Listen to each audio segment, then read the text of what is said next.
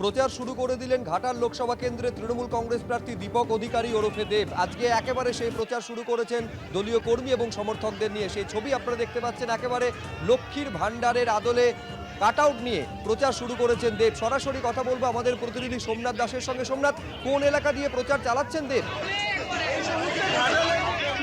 ওখান থেকে লাইভ চলছে।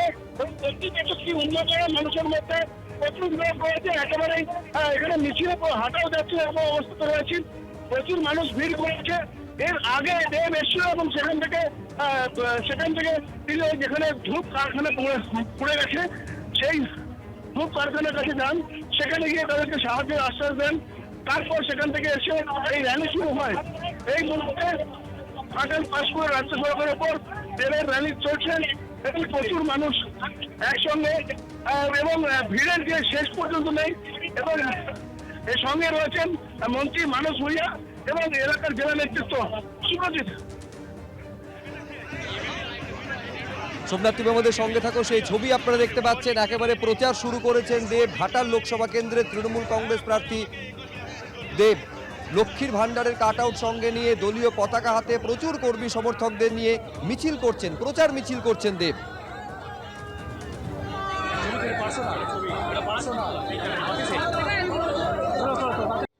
এদিকে বিজেপিতে যোগদানের কথা ঘোষণার পর পার্থ ভৌমিকের বিরুদ্ধে আক্রমণ শানিয়েছেন ব্যারাকপুরের সাংসদ অর্জুন সিং। তিনি বলছেন যে শেখ শাহজাহানের প্রচুর জমি রয়েছে, বিঘের পর বিঘে জমি রয়েছে নৈহাটিতে। শুধু শেখ শাহজাহান নয়, শেখ শাহজাহানের যারা সাঙ্গপাঙ্গ তাদেরও জমি রয়েছে। শিবু হাজরা, উত্তম সর্দারদের প্রচুর জমি রয়েছে। নৈহাটির বিধায়কের সাহায্যে জমি কিনেছে শেখ শাহজাহান বাহিনী। ইডির ওপরে হামলার পর শেখ শাহজাহানকে বাঁচাতে কাকে পাঠানো হয়েছিল তাও সবাই জানে, বলছেন অর্জুন সিং।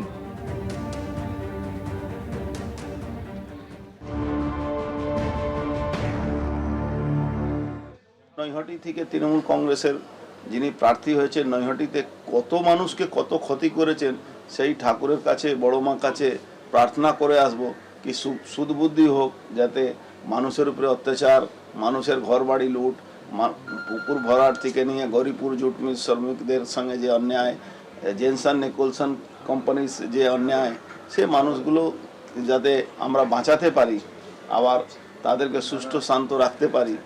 যেভাবে গঙ্গা থেকে বালি তোলা হচ্ছে, যেভাবে জুবলি ব্রিজ যে কোনো মুহূর্তে ভেঙে যেতে পারে, ক্ষতিগ্রস্ত হতে পারে। মথুরা বিলের অবস্থা গ্রামীণ অঞ্চলে জানেন কি অবস্থা আছে।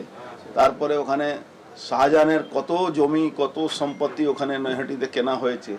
এই সম্পত্তির সঙ্গে যিনি বিধায়ক আছেন যুক্ত আছেন কি না আছেন, সেটাও জন্য মা বড় মার কাছে প্রার্থনা করব যাতে বড় মা তাকে সঠিক বুদ্ধি সুবুদ্ধি কোন শাহজাহানের কথা বলছেন? যেটা ওই পলাশী মাঝিপাড়া শাহজাহান?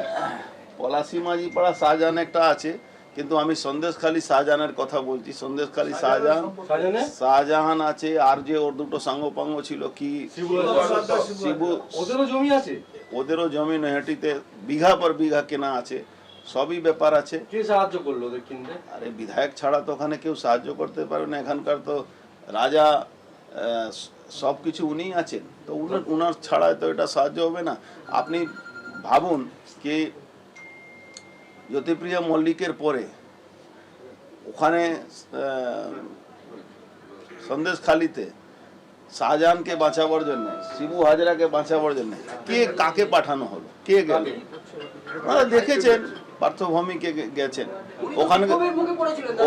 ওখানে তো বিধায়ক আছে, তাহলে বিধায়ক কন্ট্রোল করলেন না কেন? উনাকে কেন পাঠানো হলো? তার মানে সেই পেপার যে লোটপাট হয়েছে ইডি রেডে, তাকে কিভাবে ওখান থেকে নিয়ে আসতে হবে সে ব্যবস্থা করার জন্য উনাকে পাঠানো হয়েছিল। এই সবটাই তদন্ত হবে। হলুদ ফাইল হবে কি লাল ফাইল হবে কি কালো ফাইল হবে? দলকে জানিয়েছেন যে পার্থ ভৌমিকের সঙ্গে শাহজাহানের যোগ রয়েছে? আমি কেন দলকে আর জানাতে যাব? দল তো জানে ভালো করে। শুনুন, এই দলের কোনো বলার জায়গা নেই, কোনো শোনারও জায়গা নেই।